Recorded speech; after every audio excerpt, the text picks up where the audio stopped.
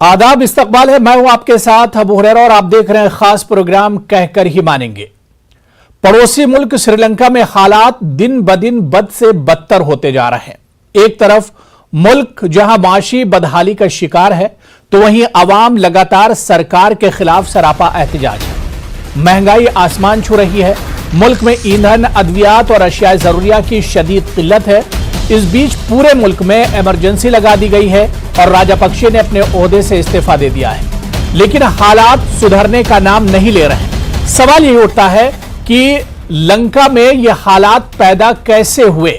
मुल्क खाना जंगी की तरफ बढ़ रहा है। आखिर श्रीलंका में यह नौबत क्यों आई? इसी को हम आज समझने की कोशिश करेंगे, क्योंकि श्रीलंका के आजादी के बाद इतने ज्यादा हालात श्रीलंका में खराब हुए हैं। ये नौबत आखिर क्यों आई या श्रीलंका में ये हालात किस तरह से बने, इसी पर हम चर्चा करेंगे। बहुत खास मेहमान मेरे साथ जुड़ रहे हैं। बहुत जल्दी अपने मेहमानों का आपसे तारुफ करा देता हूं। मेरे साथ एम्बेसडर अनिल त्रिगुनाथ जी, जो कि साबिक एम्बेसडर हैं, साबिक सफीर हैं, वो इस वक्त मेरे साथ डिबेट में जुड़े हुए हैं। कर्नल टीपी त्यागी साहब डिफेंस एक्सपर्ट हैं, वो भी इस डिबेट का हिस्सा है।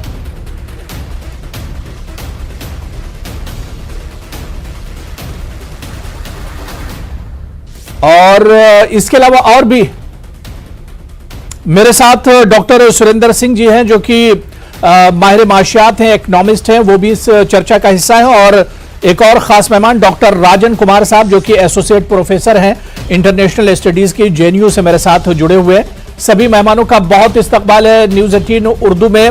मैं सबसे पहले अनिल त्रिगुनाथ जी आपसे शुरुआत करना चाहूंगा। अनिल त्रिगुनाथ जी, पिछले 1.5-2 महीने से श्रीलंका के हालात खराब हैं, लेकिन जो सवाल जहन में उठ रहा है वो यही है कि श्रीलंका में आखिर इस तरह के हालात बने कैसे? ये नौबत कहां तक आ गई? देखिए, दो चीजें हैं इसमें। एक तो ये कि जो पिछले 15-20 साल से जो पॉलिसीज गवर्नमेंट की हैं, खास तौर से जो राजापक्षा गवर्नमेंट, जिन्होंने पहले चीन से बहुत बड़े बड़े लोन लिए और वो पे ऑफ नहीं कर पाए हैं उसमें, तो उनका डेट का लेवल बहुत बढ़ता चला गया। आज की डेट में उनका डेट जो है कंट्री का रफली अबाउट 51 बिलियन डॉलर्स है और उनके पास सिर्फ बचे हैं 50 मिलियन डॉलर। एक बात ये। दूसरी चीज, उन्होंने कुछ ऐसी पॉलिसीज जैसे एग्रीकल्चर के बारे में कहा कि सडनली ओवरनाइट ये डिसाइड किया कि आज से सिर्फ ऑर्गेनिक फार्मिंग होगी। ये अच्छी बात है, लेकिन 70% अगर आपके लोग एग्रीकल्चर में लगे हुए हैं तो कैसे वो इमीडिएटली स्विच ओवर कर सकते हैं उस चीज को? तो उससे बड़ी प्रॉब्लम हुई। टैक्सेशन में उन्होंने काफी इस तरह का वो किया, तो उनके पास अपनी इकोनॉमिक कंडीशन जो बजट में और भी लॉस हुआ उनको। उसके अलावा एक बड़ी इंटरेस्टिंग सी चीज है कि 2019 में श्रीलंका जो है एक मिडिल इनकम कंट्री के रूप में उभरा था जी। तब उसका एक बड़ा वो हम कह सकते हैं कि एक अच्छी बात थी, और उसी टाइम इमीडिएटली इस तरह का डेट क्राइसिस हुआ और वहां पर ये टेररिस्ट अटैक्स हुए। तो टेररिस्ट अटैक्स के बाद में आप जानते हैं कि श्रीलंका जो है बहुत हद तक टूरिज्म के ऊपर बहुत डिपेंड करता है। 7-8 बिलियन डॉलर उनका रफली जो है टूरिज्म से ही आता है, और बिकॉज ऑफ पेंडेमिक उसके कारण इकोनॉमी के ऊपर सारी दुनिया में परेशानियां हुई और वो अभी यहाँ पर भी हुई। तो मिसमैनेजमेंट ऑफ इकोनॉमी, पेंडेमिक और टूरिज्म का बंद हो जाना, ये सारी चीजें मिला जुला करके उनकी हालत बहुत ज्यादा खराब हो गई, इस हद तक कि उन्हें सारे नेबरिंग कंट्रीज के साथ में खासतौर से भारत से मदद मांगनी पड़ी, और भारत ने बहुत मदद करी है, जिसमें 3.5 बिलियन डॉलर रफली उनको असिस्टेंस इन लास्ट 3-4 मंथ्स ही दिया गया है, और लगातार जो भी उनको जरूरत की चीजें हैं वो मुहैया कराई जा रही हैं। लेकिन चूंकि कंट्री में लोगों को बड़ी प्रॉब्लम्स हैं, वहां पर देखिए फ्यूल सप्लाईज, दूसरा रशिया यूक्रेन जो लड़ाई हुई है, इससे भी सारे मुल्कों के ऊपर जो फूड इंपोर्ट करते हैं या जिनको फ्यूल इंपोर्ट करते हैं, उन मुल्कों की और इकोनॉमी की हालत और भी ज्यादा खराब हो गई, जैसा आप जानते हैं ग्लोबली सब जगह। तो ऐसे में ये सारी चीजें, दोस्तों लोगों का रोष जो है वो राजपक्षा गवर्नमेंट के खिलाफ पूरी तरह से है, चाहे वो प्रेसिडेंट हो या प्रधानमंत्री। सरकार हालात को एक तरह से सरकार कंट्रोल नहीं कर पा, और इसी वजह से आवाम का गुस्सा बढ़ा। और जिस तरह से अनिल त्रिगुनाथ जी आपने कहा कि हिंदुस्तान लगातार श्रीलंका की मदद कर रहा है, आज भी हिंदुस्तान ने दोहराया है कि हर हाल में हमारा पड़ोसी है और जैसे भी हालात होंगे हिंदुस्तान श्रीलंका की मदद करेगा। मैं डॉक्टर राजन साहब आपके पास आना चाहूंगा। राजन कुमार जी, एक मुल्क का इस तरह से अचानक कंगाल हो जाना या इस तरह के दहाने पर आ जाना, बिल्कुल वहां पर अब हालात ऐसे लग रहे हैं कि खाना जंगी वहां पर हो जाएगी, तो अचानक किसी मुल्क का इस नौबत तक पहुंच जाना, इसे किस तरह से देखा जाए? श्रीलंका का जो केस है ये क्लासिक पॉलिटिकल मिसमैनेजमेंट और फाइनेंशियल मिसमैनेजमेंट का केस है, जिसमें कि वहां पे इकोनॉमिकली आप देखते हैं कि उन्होंने कैसे जो डेट का इशू है उसको मिसमैनेज किया। उसके बाद एग्रीकल्चर रिफॉर्म्स की बात, जिसकी बात त्रिगुनाथ सर कर रहे थे, वहां पे पूरा सडनली ऑर्गेनिक खेती की बात करने लगते हैं, जबकि 99% लोग वहां पे फर्टिलाइजर पे डिपेंड है। और चूंकि गवर्नमेंट फर्टिलाइजर नहीं इंपोर्ट कर पा रही थी तो ऑर्गेनिक इशू की बात करने लगे, ऑर्गेनिक कल्टीवेशन की बात करने लगे। उसके बाद एक टैक्स रिफॉर्म किया था, और जो कि साउथ एशिया के कई देशों पे लागू होता है कि कई बार जो हमारे पॉपुलिस्ट लीडर होते हैं वो वहां पे टैक्स कट करके लोगों को एक तरह से डोल आउट देना चाहते हैं, सब्सिडीज देना चाहते हैं, लेकिन उसका जो फाइनेंशियल क्या असर पड़ेगा उस पर वो नहीं देखते हैं। ये पाकिस्तान में भी हुआ है, टू एन एक्सटेंट दूसरे कंट्रीज में भी हो रहा है, नेपाल में भी हो रहा है। और उस कारण से वहां पे जो क्राइसिस है, लॉन्ग टर्म क्राइसिस भी है और अभी शॉर्ट टर्म क्राइसिस है। लॉन्ग टर्म क्राइसिस जो था एक कोविड है, जिसके कारण से वहां पे कि टूरिज्म या उसके जो दूसरे एक्सपोर्ट इंपोर्ट जो थे वो बंद हो गए थे। और श्रीलंका एक प्रोडक्शन बेस्ड इकोनॉमी नहीं है, श्रीलंका एक इंपोर्ट बेस्ड इकोनॉमी है, जहां पे ज्यादातर चीज छोटे छोटे चीज जैसे कि राइस या मेडिसिन या जितने भी कंज्यूमर गुड्स हैं वो ज्यादातर इंपोर्ट करता है, और उसके लिए उनको रेवेन्यू की जरूरत होती है। और चूंकि कोविड के बाद और यूक्रेन क्राइसिस के बाद फ्यूल का जो अभी प्राइस बढ़ गया, उसके बाद उनका जो रिजर्व था वो काफी खत्म हो गया, और इस कारण से श्रीलंका अभी पूरी तरह से फाइनेंशियल क्राइसिस फंस गया। लेकिन एक पॉलिटिकल फैक्टर है जो कि बहुत ही इंपॉर्टेंट है। जो भी डेमोक्रेसी होता है, जहां पे डिसेंट्रलाइज पॉलिटिक्स होता है, वहां पे डिसीजन मेकिंग काफी ओपन होता है, कंसेंसस बेस्ड होता है, उसमें डिबेट्स और डिस्कशन होते हैं।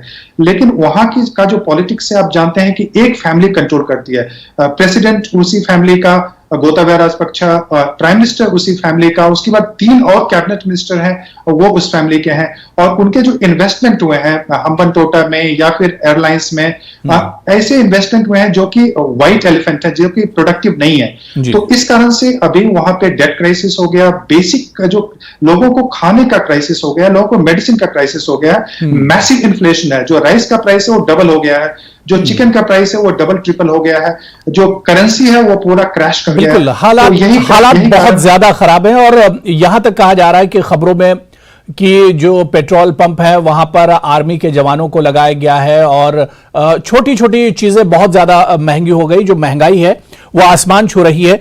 मैं डॉक्टर सुरेंद्र सिंह आपके पास आना चाहूंगा। सर, फाइनेंशियल क्राइसिस कितना बड़ा इसका किरदार आप देखते हैं, क्योंकि एक गवर्नमेंट चल रही है और अचानक वहां पर इकोनॉमी इतनी बुरी तरह से कोलैप्स कर जाती है कि पूरा सिस्टम एक तरह से लगता है खत्म हो गया है। सही है, जैसे कि अभी पहले स्पीकर्स ने कहा है कि जो डेट क्राइसिस श्रीलंका में आया है, बेसिकली मैं 2 बिंदुओं के ऊपर ज्यादा एम्फेसाइज करने की कोशिश करूंगा। जो एशियन डेवलपमेंट बैंक की रिपोर्ट 2019 में एक आई थी, उस रिपोर्ट में ये चीज हाईलाइट की गई थी कि श्रीलंका जो है वहां पर ट्विन डेफिसिट की प्रॉब्लम है। उस कंट्री में उस कंट्री के एक्सपेंडिचर्स हैं वो ज्यादा हैं उसकी इनकम से, और वहां पर करंट अकाउंट डेफिसिट है, उसके एक्सपोर्ट्स कम हैं, इंपोर्ट्स ज्यादा हैं। इन 2 ट्विन डेफिसिट के कारण वहां पर ये स्थिति पैदा हुई। श्रीलंका ने कोई भी लेसन नहीं सीखा कि ग्रीस में क्या हुआ, और अदर कंट्रीज भी इससे कोई लेसन नहीं ले रही हैं, और इस प्रॉब्लम को ज्यादा कंपाउंड कर दिया कि जैसे कोविड-19 जब पेंडेमिक स्टार्ट हुआ उसके कारण दुनिया में लॉकडाउन लगा। लॉकडाउन लगने के कारण जो कि श्रीलंका की इकोनॉमी रेमिटेंस के ऊपर डिपेंडेंट थी, रेमिटेंस रिसीव नहीं हुए, और उसके साथ टूर एंड ट्रेवल जो सेक्टर है जो कि 12% लगभग 13% कंट्रीब्यूट करता है श्रीलंका की जीडीपी में, वो सेक्टर जो है वो पूरी तरीके से डैमेज हो गया। और as a result of that what we have seen कि अभी हम देख रहे हैं जो सिचुएशन जो श्रीलंका में बनी हुई है वो बहुत ही खतरनाक स्थिति बनी हुई है श्रीलंका में। और हालांकि भारत सरकार ने 1 बिलियन लाइन ऑफ क्रेडिट दी है, बट आपको बहुत इंपॉर्टेंट एक बात ध्यान रखनी होगी कि जो इंडिया के एक्सपोर्टर हैं प्राइमरली जिन्होंने डॉक्यूमेंट अगेंस्ट एक्सेप्टेंस के माध्यम से एक्सपोर्ट किया है, जहां पर उन्होंने क्रेडिट पे 30 दिन और 60 दिन के क्रेडिट पे किया है। इंडियन एक्सपोर्टर्स को पैसा नहीं रिलाइज हुआ है, तो इंडिया का जो लाइन ऑफ क्रेडिट है श्रीलंका को, वो प्राइमरली क्या होगा कि इंडियन के एक्सपोर्टर्स की जो पेमेंट आनी है श्रीलंका से उसमें, और कुछ पार्ट श्रीलंका की जो रोजमर्रा की चीजें खरीदने की है। इंपॉर्टेंट बात जो भी उठाई गई कि ऑर्गेनिक फार्मिंग का, मैं आपको एक छोटा सा डेटा प्रेजेंट करना चाहता हूं। श्रीलंका जो था सेल्फ सफिशिएंट था राइस में, और पिछले एक साल के अंदर 450 मिलियन यूएस डॉलर का उन्होंने राइस इंपोर्ट किया है इंटरनेशनल मार्केट से। तो अब देखना होगा कि श्रीलंका इस स्थिति से कैसे उभरता है। बिल्कुल। एट द सेम टाइम हमें यह भी देखना होगा कि इंटरनेशनल मॉनेटरी फंड पे भारत ने भी ये कहा है कि श्रीलंका की मदद की जानी चाहिए। पर एक बात का हमें ध्यान रखना चाहिए, जो ये अमेरिका के बनाए हुए संस्थान है जैसे वर्ल्ड बैंक है और इंटरनेशनल मॉनेटरी फंड है, इनकी नीतियां जो है कुछ कंडीशंस के साथ, कुछ ऑस्टेरिटी मेजर्स के साथ आती हैं। जैसे कि हमने थाईलैंड के केस में देखा, जब 1997 में थाईलैंड के क्राइसिस हुए थे, और उस क्राइसिस के अंदर जो मल्टीलैटरल इंस्टीट्यूशन है वर्ल्ड बैंक और इंटरनेशनल मॉनेटरी फंड, उनका कुछ हद तक रोल पाया गया था। नहीं बिल्कुल, तो अब ये देखना होगा कि इनकी मदद कहां से होती है, क्योंकि पहले से बहुत ज्यादा कर्ज लिए हुए हैं। अब आगे चाहे आईएमएफ की बात करें या वर्ल्ड बैंक की बात करें या दूसरे जो नाइबर कंट्रीज हैं, क्या इनकी मदद के लिए आगे आएंगे, ये देखना भी बहुत अहम होगा। मैं कर्नल टीपी त्यागी जी आपके पास आऊंगा, बहुत देर से वेट कर रहे हैं सर, क्योंकि श्रीलंका हमारा पड़ोसी है और हमेशा से श्रीलंका से हिंदुस्तान के ताल्लुकात बहुत अच्छे रहे हैं। लेकिन जब श्रीलंका में हालात इतने ज्यादा खराब हैं, बिल्कुल ऐसा लग रहा है कि खाना जंगी जैसे हालात बनते जा रहे हैं लंका के अंदर, हिंदुस्तान पर इसके क्या असरात होंगे? पिछले दिनों हमने देखा कि तमिलनाडु में बहुत से श्रीलंका के जो लोग हैं वो तमिलनाडु पहुंचे हैं। जी, इसका असर हिंदुस्तान के ऊपर कई वजह से पड़ेगा, पर हम बेसिकली हम्बनटोटा पोर्ट से कंसर्न है, जो सिक्योरिटी कंसर्न है। ये जो हम्बनटोटा पोर्ट है, ये एक इकोनॉमिकली वायबल नहीं था जी। उस समय ऐसा कहा जाता है कि हिंदुस्तान को उन्होंने ऑफर किया, मगर हिंदुस्तान ने उस समय नहीं लिया। बाद में जब चाइना ने उस कंट्री के अंदर बड़े बड़े प्रोजेक्ट के सपने दिखा के, और जिसका डेट जो है वो नहीं पे कर सका, तो उन्होंने 99 साल की लीज पे ले लिया।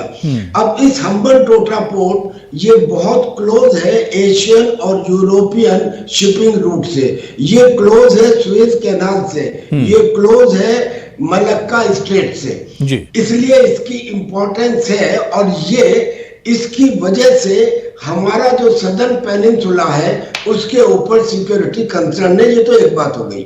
अब दूसरी बात ये है कि लंका की जो ये पोजीशन है, इसे दो हिस्से में बांटी है, पॉलिटिकल और इकोनॉमिक। पॉलिटिकल तो ये कि वहां पे सिनालीज मेजोरिटी में है और वहां मेजोरिटी मनमानी करते हैं, जो वहां के मुसलमान हैं, जो वहां के क्रिश्चियन हैं, जो वहां के तमिलियंस हैं, उनकी नहीं सुनी जाती। इस वजह से पॉलिटिकल अनरेस्ट है। और जो इकोनॉमिक अनरेस्ट है वो बड़ा बढ़िया उन्होंने बताया कि 2019 में जो उनके लग्जरी होटल थे, जब उनके ऊपर टेररिस्ट अटैक हुआ तो उनका टूरिज्म कम हो गया और पैंडेमिक की वजह से 80% कम हो गया। फिर उनकी पॉलिसीज, उन्होंने अपने टैक्स रेट अचानक कम कर दिए सभी सर्विसेज पे, जिसकी वजह से उनकी जीडीपी का रेवेन्यू 2% कम हो गया। और फिर उनकी तीसरी गलती जो उन्होंने बताई दी है कि उन्होंने अचानक एकदम ये कह दिया, कई तरफ से श्रीलंका पर मार पड़ी। पहले दहशतगर्दाना हमले होते हैं, उसके बाद पेंडेमिक की मार पड़ती है और उसके बाद अनरेस्ट शुरू हो जाता है। मैं त्रिगुणाथ जी आपके पास आना चाहूंगा। जो सर अनरेस्ट है, जो बात यहां पर और पैनलिस्ट ने कही, कर्नल टीपी त्यागी जी ने कही कि पॉलिटिकल अनरेस्ट है और उसके अलावा इकोनॉमिकल तो पहले था, लेकिन अब जो देख रहे हैं कि सियासी उथल पुथल भी है, ये चीजें अब कैसे खत्म होंगी, कैसे पटरी पर श्रीलंका लौटेगा? ये जो सारी समस्याएं हैं, जैसा आप जानते हैं, जब इस तरह की समस्या किसी भी मुल्क में होती है तो उसकी पूरी रिस्पॉन्सिबिलिटी उसी गवर्नमेंट के ऊपर होती है, चाहे वो कोई भी गवर्नमेंट हो। और इसके मामले में तो ये राजपक्षा जो हैं, चाहे वो महेंद्र राजपक्षा पहले प्रेसिडेंट थे, उनके बड़े भाई जिन्होंने भी रिजाइन किया है कल, या गोताबाया राजपक्षा हों या उनकी और फैमिली के मेंबर्स हों, उनके जो उनको पूरी तरह से जो लोग हैं वहां के, वो ये रिस्पॉन्सिबल समझते हैं कि इन्हीं की वजह से ये सिचुएशन हुई है। दूसरी चीज ये है कि करप्शन का काफी बड़ा वहां पर एक्यूजेशन है, तो लोग तो वहां के सब जानते हैं, देखते हैं, तो लोगों की एक्सपेक्टेशंस तो ये है कि जो हमारी बेसिक रिक्वायरमेंट्स हैं वो तो हमें मिलती रहे कम से कम। तो अगर किसी भी लीडर की किसी गलतियों की वजह से, चाहे वो नोन है या अननोन है, या उन्होंने ऑनेस्टली किया है कि डिसऑनेस्टली किया है, वन डज नॉट नो, लेकिन इस तरह के डिसीजंस जब आप लेते हैं जो देश के लिए बहुत खराब और घातक होते हैं, तो उसका खामियाजा भी तो आप ही भरेंगे। बिल्कुल। तो इसीलिए वहां पे पॉलिटिकल लोग जो हैं वो राजपक्षा के खिलाफ हैं। अभी आज प्रधानमंत्री ने रिजाइन किया है, वहां पे वो किसी तरह से बचे हैं, उनकी प्रॉपर्टीज को जलाया गया, उनके घरों में और डेमोन्स्ट्रेशंस हो रहे हैं और प्रोटेस्ट हो रही हैं, वायलेंस हो रही है, इतने लोग मारे गए, एक मेंबर ऑफ पार्लियामेंट भी मारे गए। तो इस तरह की जो सिचुएशन है ये बहुत ज्यादा खतरनाक सिचुएशन हो गई है इस वक्त में, और मुझे लगता है कि बड़ा मुश्किल होगा कि राष्ट्रपति राजपक्ष जो हैं इसको कंट्रोल कर पाएं इस वक्त, क्योंकि लोगों का गुस्सा बढ़ता ही चला जा रहा है। बिल्कुल डॉक्टर राजन कुमार जी, जो बात यहां पर अनिल तिरुगनाथ जी कह रहे हैं कि हालात तो बद से बदतर होते जा रहे हैं, और जहां पर सियासी उथल पुथल की बात की जाए, पीएम ने रिजाइन कर दिया, कैबिनेट ने रिजाइन कर दिया, लेकिन हालात पटरी पर लौट नहीं रहे हैं। आगे क्या कुछ आप देख पा रहे हैं? देखिए, मेरे हिसाब से अभी सबसे पहला स्टेप जो होना चाहिए कि वहां पे लोगों का ट्रस्ट जो राजपक्षा फैमिली है उसमें खत्म हो गया है। जो एग्जीक्यूटिव प्रेसिडेंसी है, चूंकि वो सारे पावर कॉन्सेंट्रेटेड हो गए थे प्रेसिडेंसी में, तो लोग उसका भी डिमांड कर रहे हैं कि उसको बदला जाए, क्योंकि उसके कारण से काफी मिसमैनेजमेंट हो रहा था और बहुत सारे कर्ब्स और कंट्रोल्स लोगों पे रख रहे थे। लेकिन जो ये तो शॉर्ट टर्म है। दिक्कत यह है कि मान लीजिए अभी के समय में ऑपोजिशन पार्टी वहां पे आ भी जाती है, तो वो क्या पॉलिटिकल या इकोनॉमिक मेजर्स जिसका रिक्वायरमेंट है वो क्या लेगी, क्योंकि वहां पे अभी स्टेबिलिटी, इकोनॉमिक रिकवरी की जरूरत है, और ऑपोजिशन पार्टीज को भी बहुत सी हार्श इकोनॉमिक मेजर्स लेने पड़ेंगे, जिसमें कि इंपोर्ट सब्स्टिट्यूशन की बात करनी पड़ेगी कि जो इंपोर्ट ओरिएंटेड इकोनॉमी हो गई थी उसको बदलना पड़ेगा। उसके बाद आईएमएफ से निगोशिएट करना पड़ेगा। अभी ऑपोजिशन पार्टी बोल रहा है हम आईएमएफ से निगोशिएट करेंगे और वहां पे लोन लाने की कोशिश करेंगे, आईएमएफ और वर्ल्ड बैंक और एशियन डेवलपमेंट बैंक से। अब दिक्कत यह है कि आईएमएफ, वर्ल्ड बैंक भी उनके अपने रेस्ट्रिक्शंस होते हैं, कंडीशंस होते हैं, तो उन सारे कंडीशंस को इंप्लीमेंट करते हैं तो लोग अभी ऑलरेडी लोग फंसे हुए हैं बुरी स्थिति में, और उन पे और भी ज्यादा इकोनॉमिक दबाव पड़ सकता है। तो वैसी स्थिति में बहुत ही हार्श मेजर्स लेने पड़ेंगे, और उसके बाद और लॉन्ग टर्म एक इकोनॉमिक रिकवरी का प्लानिंग करना पड़ेगा। जो कंट्रीज हैं उनसे भी मदद लें, लेकिन जैसे कि चाइना से लोन लेके वो बहुत सारे जो चाइनीज प्रोजेक्ट्स हैं वो अभी फंसे हुए हैं, वहां पे कोई भी प्रोडक्टिव नहीं है उस ढंग से। तो उस ढंग की जो पॉलिसी है उसको बदलना पड़ेगा, और तभी मुझे लगता है कि श्रीलंका में स्टेबिलिटी आ पाएगी। भारत ने दो तीन बातें बहुत ही महत्वपूर्ण की हैं। एक की डेमोक्रेसी की बात की है, इसका मतलब है कि जो पीपल अनरेस्ट है, एक तरह से भारत मान रही है कि इस गवर्नमेंट का रुकना शायद मुश्किल होगा। उसके बाद इकोनॉमिक स्टेबिलिटी की बात की, इकोनॉमिक रिकवरी की बात की है। तो ये सारे चीजें भारत, चीन और बहुत सारे देश उसको मदद कर सकते हैं, और श्रीलंका में स्टेबिलिटी जरूरी है, क्योंकि अगर ऐसा नहीं हुआ तो उसका सीधा रेफ्यूजी क्राइसिस हमारे तमिलनाडु पे होगा, और फिर उसके बाद श्रीलंका के साथ हमारा फ्री ट्रेड एग्रीमेंट भी कॉम्प्रिहेंसिव फ्री ट्रेड एग्रीमेंट था, और हमारा वहां पे जो ट्रेड होता था हमें उसका ट्रेड सरप्लस भी होता था, तो उसका असर भी तमिलनाडु या दूसरे स्टेट्स पे भी पड़ेगा। तो हमें श्रीलंका में अगर हालात खराब रहेंगे तो उसका मनफी, उसके जो असरात हैं, नेगेटिव जो असरात हैं वो इंडिया पर पड़ेंगे।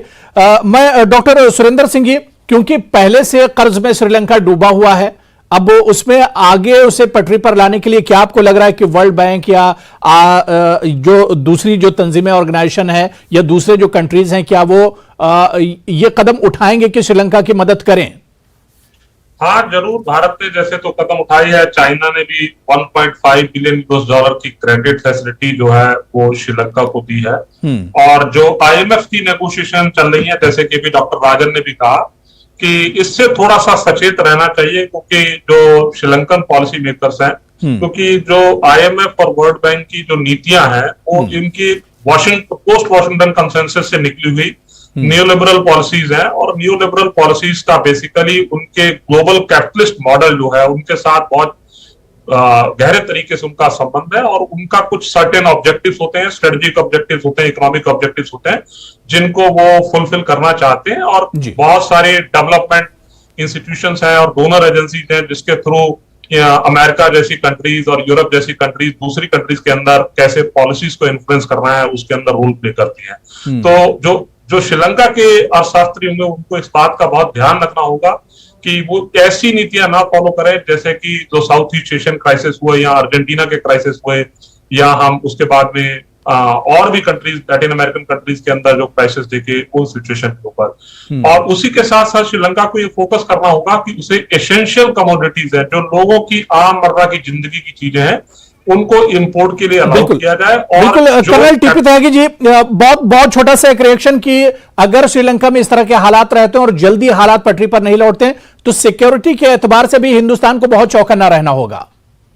जी वो तो मैं आपको पहले बता चुका हूं हम्बन टोटा का, लेकिन बात यह है जो कहा कि इंटरनेशनल मॉनेटरी फंड और वर्ल्ड बैंक की तरफ से अगर पैसे मिलते हैं तो वो सॉल्यूशन नहीं है, क्योंकि वो ये कहते हैं कंडीशन के डेफिसिट फाइनेंसिंग नहीं होगी, सब्सिडीज नहीं दी जाएंगी, और जब इकोनॉमी गिरती हुई होती है तो इन्हीं दो चीजों की जरूरत होती है। तो एक तो ये बात हो गई कि ये नहीं दी जाएगी। अब दूसरे जो वहां पे वायलेंस है वो जनरल वायलेंस नहीं है, कंटेन की जा सकती है। उन्होंने जो 41 घर फूके हैं वो महिंदा राजापक्षा के दोस्तों के फूके हैं, सपोर्टर के फूके हैं। उन्होंने उनके माता पिता के वैक्स स्टैचू तोड़े हैं, उन्होंने वो गाड़ियों में आग लगाई है जिनमें उनके सपोर्टर चलते थे। लिहाजा गोटाबाया राजापक्षा का इस समय इस्तीफा देना बिल्कुल, यानी हालात श्रीलंका के बहुत ज्यादा खराब हैं और यह देखना बहुत अहम होगा कि इन हालात पर श्रीलंका किस तरह से काबू पाता है, या दुनिया के दूसरे जो ममालिक हैं, खासतौर से श्रीलंका के जो पड़ोसी ममालिक हैं, किस तरह से उसे मदद के लिए हाथ बढ़ाते हैं। और सबसे अहम तो यह होगा कि श्रीलंका अपने यहां इन हालात पर काबू किस तरह से पाएगा। बहुत बहुत शुक्रिया, बड़ी अच्छी बातचीत हो रही थी लेकिन वक्त की कमी है। Colonel TP Tyagi ji, ambassador Anil Trigunayat जी, डॉक्टर सुरेंद्र सिंह जी और डॉक्टर राजन कुमार जी, सभी का बहुत बहुत शुक्रिया डिबेट में जुड़ने के लिए। आदाब।